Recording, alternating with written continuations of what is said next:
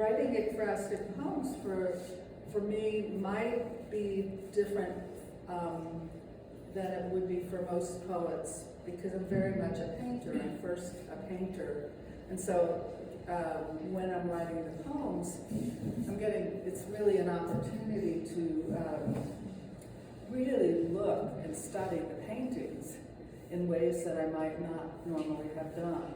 And so there's often a lot of visual details in my ekphrastic poems, as well as evocative, evoking and invoking feeling, really. So the first one that I'm going to read is based on a piece by Arschille Gorky, and this is a piece that's in a book that I have. It's called something, The Spiritual in Art, and it's a whole wide spectrum of artwork starting, in the early 1900s. So this piece that O'Keeffe did was in 1917. So I have to admire her abstraction at that point. That was way before most people were working abstractly. But what intrigued me about this piece, as an artist, the term would be it kept flipping. What was foreground, what was background, what was in front, how it all came together. I'd look at it, and every time I looked at it, it looked different. So I thought, that'll be fun to write about. And so that is my first poem. And, you might wonder yourself in terms of what it is that you're seeing there.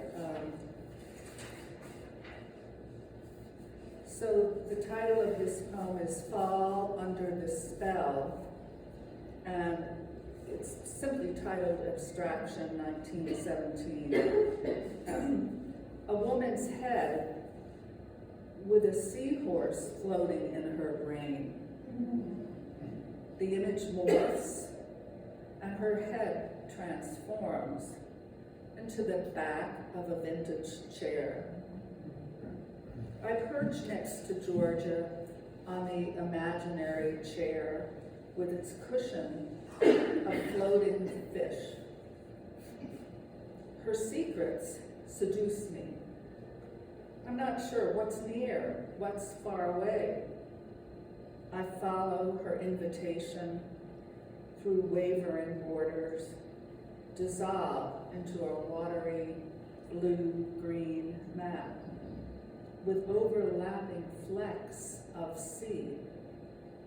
I'm lost in diamond refractions. Edges blur.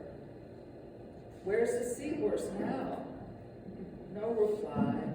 She gestures with her eyes, offers islands of return, and a silvery rim. I sink onto a shore of rich, moonlit black. Once more, borders wash away. I slide off the chair and into the dark sea.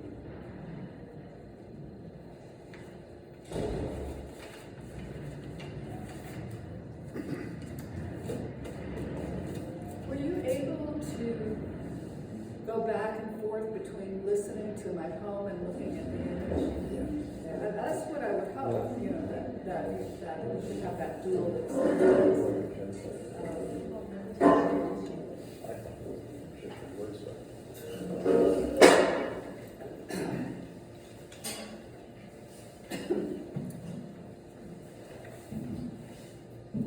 This second piece is a painting by Wells, and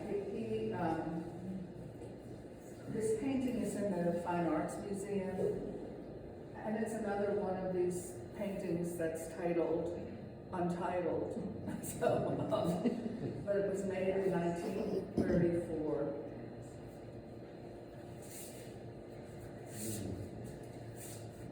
My poem is titled Subterrane. What is your mountain mourning, Mr. Wells? Here's a Pueblo village on cherished mesa. You hide inside a crevice. Cloaked figures appear in cracks. Ladders lead nowhere. Shadows hover. Debris consumes. There's a, we're dealing with, yeah. I'm going to start that over. Good idea. What is your mountain mourning, Mr. Wells? Here's a Pueblo village on cherished mesa. You hide inside a crevice. Cloaked figures appear in cracks. Ladders lead nowhere. Shadows hover. Debris consumes the border. Tainted water streams from the mesa. Lano's A-bomb wasn't built yet, Katie, but you foresaw the devastation, leakage of sadness, osmosis from our future. Katie Wells, you paint shrouded places. You wish for shelter, seek enclaves for despair. You draw a teetering white door above the rubble. Who else would dare? This is how it is today, Katie. We strain to see through opaque glass. Emissions and omissions are present poisons. Is any place intact? Your foreground slides and simmers. At its base, trash. Ladders lurch and lean. Katie Wells, go deep inside your mountain. Burrow through your tiny white door. I'll meet you there.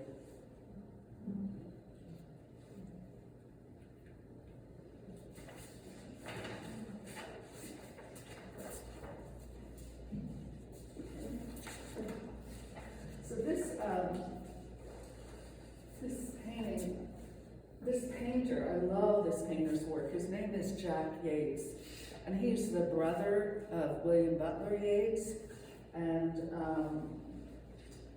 he is very well known in Ireland. You know, he's very revered in Ireland. He's hardly known here. And so we saw a lot of his paintings in the Modern Museum when we were in Ireland. And but it's thanks to a friend who's not here tonight. I wish she could be, but Aitan O'Malley Michaels, who is Irish, and she had a book of Jack Yates in her, in her living room somewhere, and I fell in love with his work. A little bit of biographical information. Jack Yates, both his brother and his sister had died at the time that he made this painting, and I think, I can't get specific biographical information, but I think that the people that are referred to in this poem are William Butler Yeats, his brother, and his sister. So the painting and the poem are titled "We Shall Not Meet Again," and the painting was made in 1952.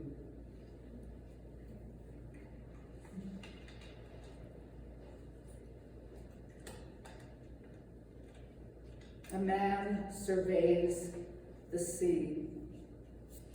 Dabs of red brand his bloodied ear. Ocean already in him. Watery oil bathes his face. Hair, a black bird, come to the service for a dissolving brother whose portrait fades. Jack paints with the surf's momentum, pauses for a woman he edges, with dark. Bands of viridian and ultramarine slide from her cheeks to curls of surf, shift to a coliseum of fish, birds, and bobbing human heads that all float away. Watery white mixes with gold, bows to horizon where aqua meets sky. Forms in flux. We all die, destined to diffuse and scatter into light.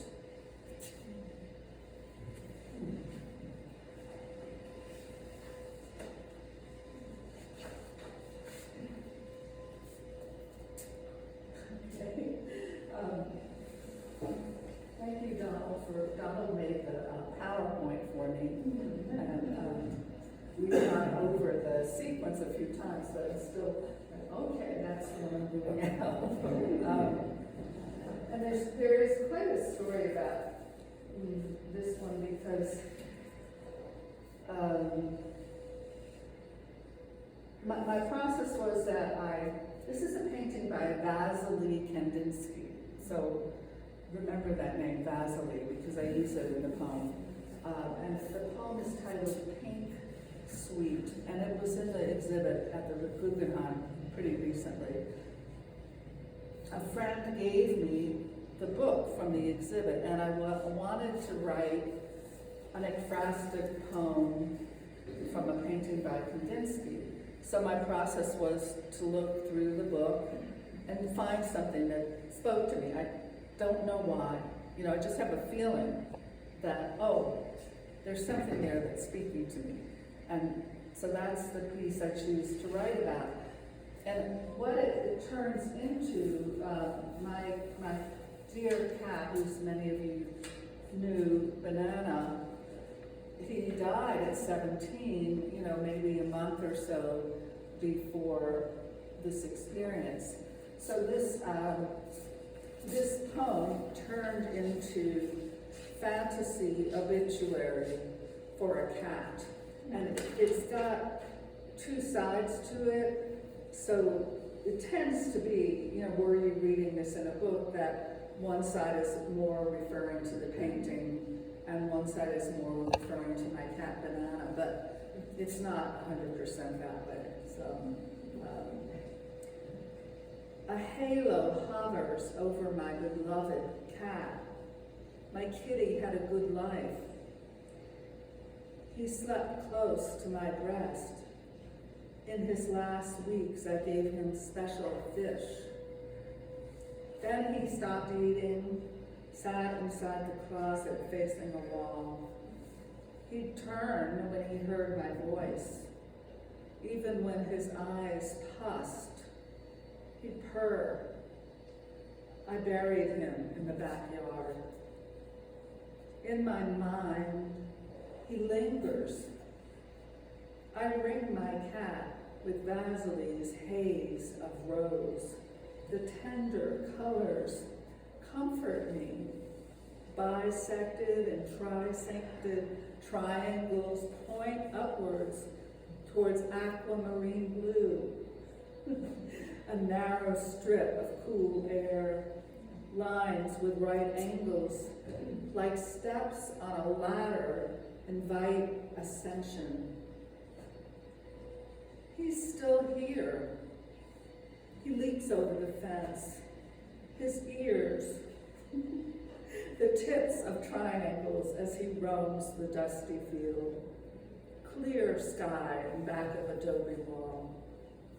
A sun mandala directs my gaze. Lemon yellow highlights blur inside pink gauze. The mandala is a compass.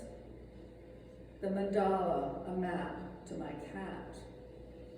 When I wander down the hall, he's around the corner. When I'm cooking in the kitchen, he poses by his dish. When I water the garden, he's reposing in flowers. His pink nose an upside down V. Shapes like teacups. It's over there, you can see it. They shapes like teacups float over salmon pink ground, the earth where he is buried. Cups, containers of love that celebrate my deceased cat. Vasily paints a sunny pyramid with windows. This is my feline shrine. Marigolds surround his resting place. In 3 dimensions, the off-kilter perspective shifts nearer, then farther, and into the haze. I want my cat to come back from his grave. So you can get a chair from outside. You're welcome to bring a chair so you don't have to stand up, okay?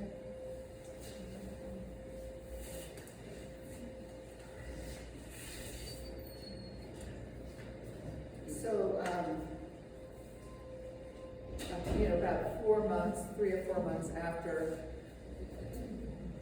this cat left, it was his time, we got another furry cat, and that's similar color. And I really believe that my old cat is sort of being channeled by my new cat, you know.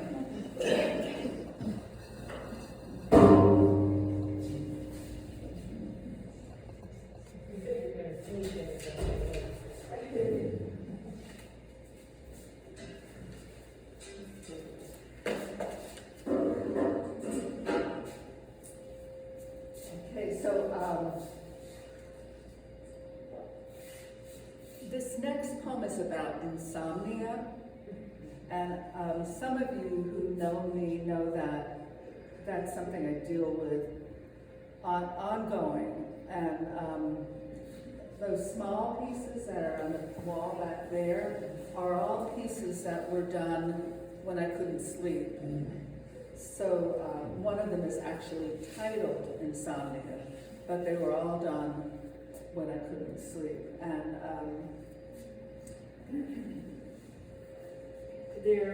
in researching some things about insomnia, I discovered that in Greek mythology, Hypnos, and these are 2 different versions of Hypnos. Hypnos is the personification of sleep. And then that's Phobiter. And Phobiter is the creator of nightmare. And I think that looks pretty scary to me. Look at her, there she is, and what's going to happen, you know? This Phobiter's creeping over the God's blood.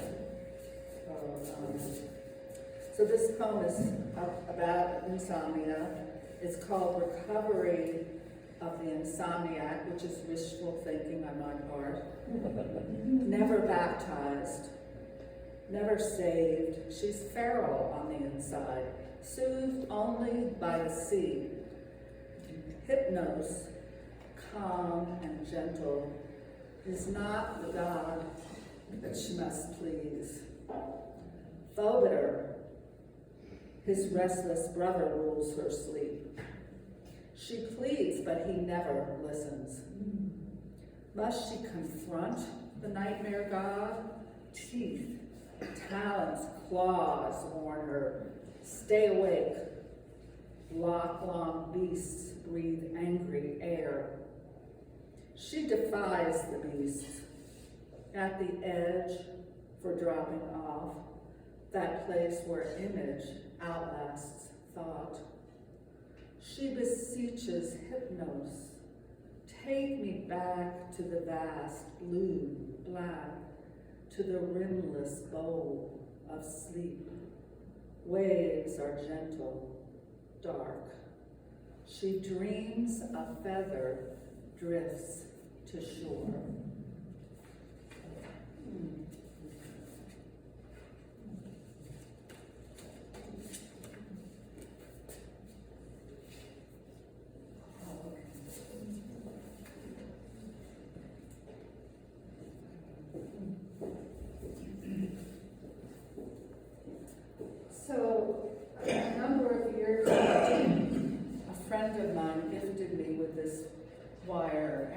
was his intention that it be seen, I think, as a sculpture. I mean, it was just something he found on the ground, you know, but I think that was his intention, that it be seen as a sculpture. And it is hanging on our wall in the kitchen. Harry's wire. When Harry was alive, he had sharp eyes, a feel for tools, a thermos full of vodka. This wire web was a gift to me from Harry. I hung it on the wall with a hook. This wire could be a spiral, a tipsy wheel, a flattened face with off-center eyes, a line drawing filled with Harry's whimsy. Harry liked to philosophize. He'd want you to view the web from different angles. Hold the tangle in your hand. Turn it slowly. Make a kaleidoscope. See the sun through it. Place it in front of a painting. Squint. Crunch it lightly. Watch it spring back. If Harry were here, he'd tell a tall tale about who flattened the wire and why it became round when crushed. He liked to pick up. He liked to look down for what he might find.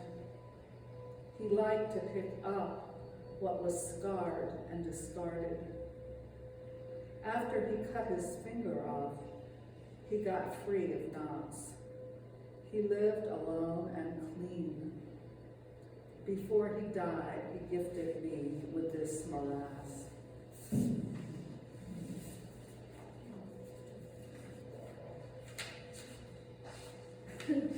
I've lost my directions. What comes next? Okay, all right.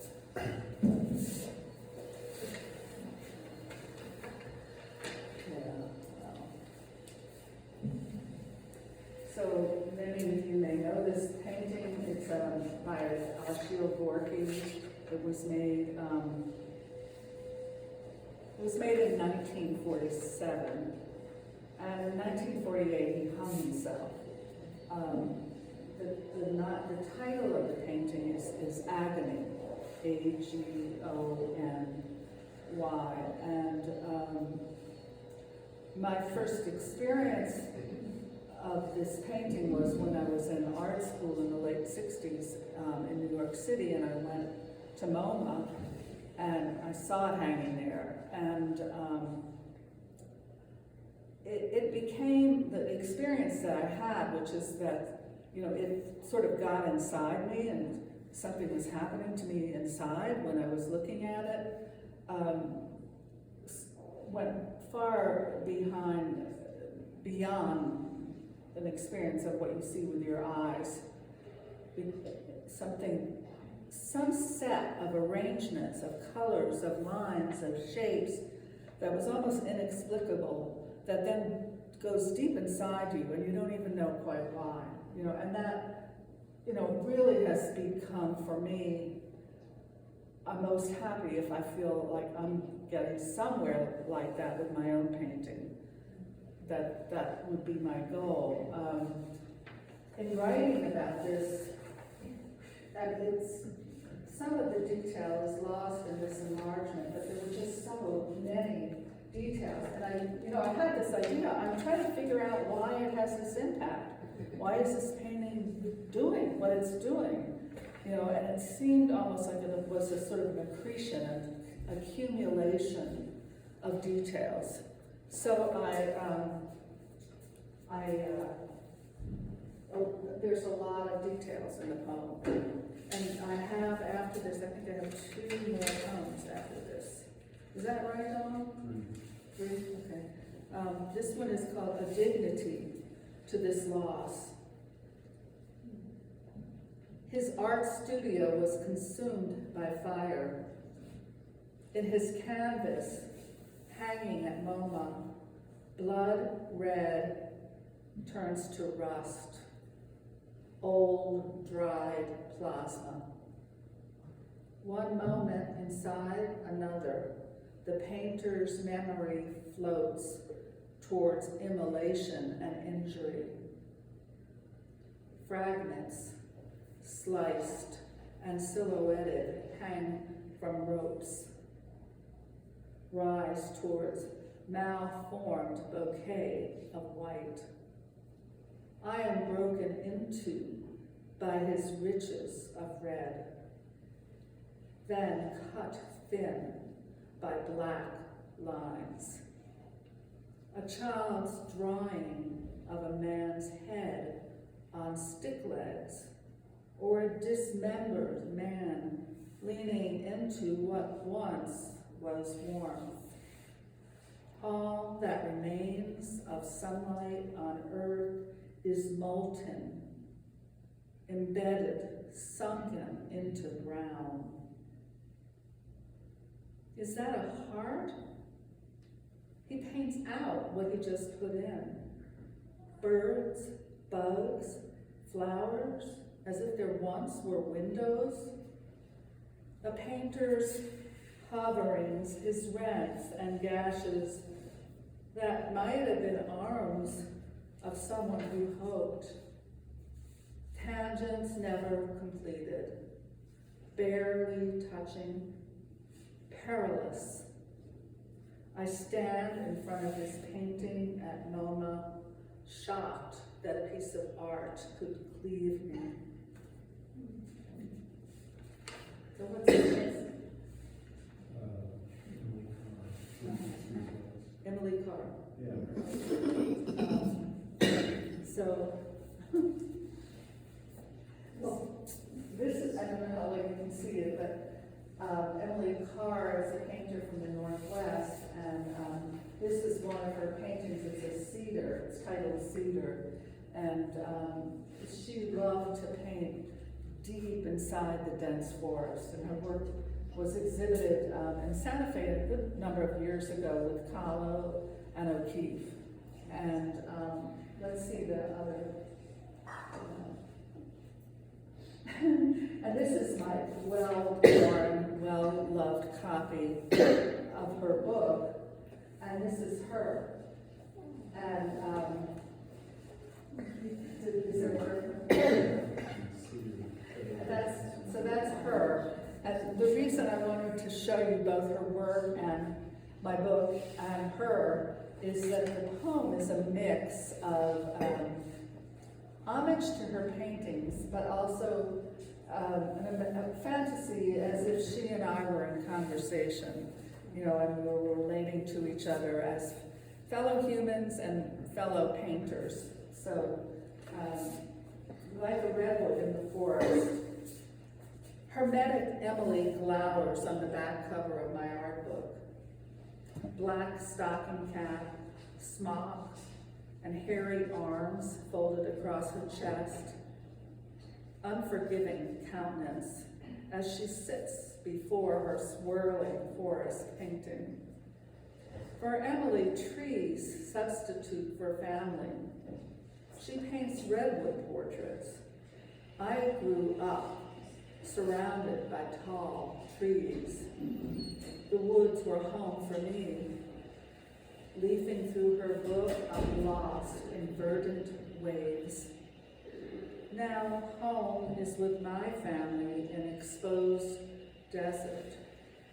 I paint trees native here, jagged juniper and pinon. I don't like my wrinkles from the desert sun. Don't want to dry up, sparse and shelved, discovered after I'm dead. That's what happened to her. Emily stayed out of the glare in that dense forest. I join her there. Even though she glowers, to me she's kind. We're different, but we belong to the same branch. She compares the grooves on my skin to ridges on a tree. She says, I'll live 500 years like a redwood in her forest. And she had a book called Hundreds and Thousands, and although she was in contact with a group of 7 other artists who recognized her work, the general public really didn't. And because of her diaries that were published, she became very, very well known, but it was only through that she eventually, her paintings were honored for the wonderful work that they are. So I think the last one is,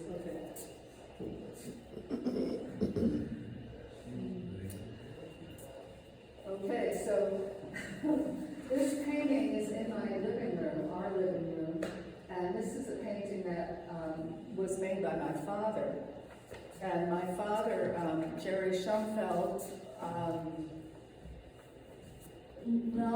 never blackballed, but you know, communist, and I was a red diaper baby, you know, was always liked to draw. And so growing up, he was always drawing on napkins and, you know, placemats and everything. But he didn't become a painter until after my mother left him and after he retired. So this poem is about his painting and in honor of him. Family tree, and this is my last poem. Family tree. I retrieve my father's painting from a stack by the trash. Man's torso as a tree, severed trunk where the head should be. Branches stretch beyond the gash. He was harsh. At 14, I wished for God. He, an atheist, tempered me. The body dies and that's the end. When my mother loved another man, what was left for him? His image of decapitation, bloody oval at the injury. I hang his art on the wall and gaze. The painted limbs stretch past the wound, towards gold, orange, Prussian blue spread to the top edge. The branches reach and colors flare. At the end of the day, my family tree, sky ablaze with father's painted light.